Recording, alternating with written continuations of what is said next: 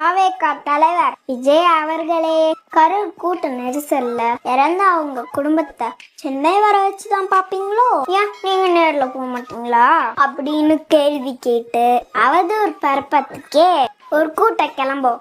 அவங்களுக்கு தான் இந்த பதிவு. நீங்க கேக்குறது நியாயமான கேள்விதான், ஆனா பிராக்டிக்கலா கொஞ்சம் திங்க் பண்ணி பாருங்களேன். தளபதி விஜய் ஒரு இடத்துக்கு வந்தா அவரை பார்க்க லட்சக்கணக்குல இல்ல உங்க கணக்குப்படி 27,000 பேருக்கு மேல கூட்டம் வரும். போலீஸ் ப்ரொடெக்ஷன் வேற 500 பேர் கொடுக்கணும். லாண்டார் இஷ்யூ வரும். அகைன் கூட்டு நெரிசல் ஆகும். அப்புறம் ஆம்புலன்ஸ் வர வைக்கணும். பக்கத்துல 10 ஹாஸ்பிட்டல் இருந்தாலும் 7 கிலோமீட்டர் தள்ளி ஜிஹெச் கூட்டிட்டு போய் சேர்க்கணும். வாட்டர் பாட்டில் கொடுக்கணும். மினிஸ்டர்ஸ் வருவாங்க, மற்ற கட்சிக்காரங்க வருவாங்க.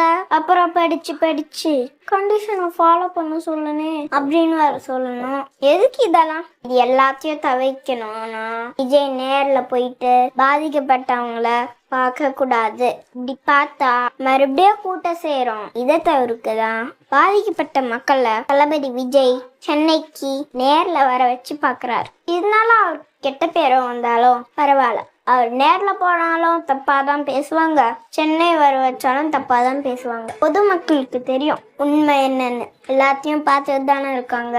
அவங்களுக்கு உண்மை தெரிஞ்சா போதும். மற்றவங்க பின்னாடி பேசுறத பத்தி தளபதி என்னைக்கும் கவலைப்பட மாட்டார். அப்புறம் நம்ம டிவிக்கு தோழர்களுக்கு மற்றும் தளபதி ரசிகர்களுக்கு ஒரு அன்பான வேண்டுகோள். தயவு செய்து பெண்கள், குழந்தைகள், வயதானோர் மற்றும் கர்ப்பிணி பெண்கள் மாநாடுக்கோ பொதுக்கூட்டத்துக்கோ அல்லது கட்சி பிரச்சாரத்துக்கோ போவாதீங்க.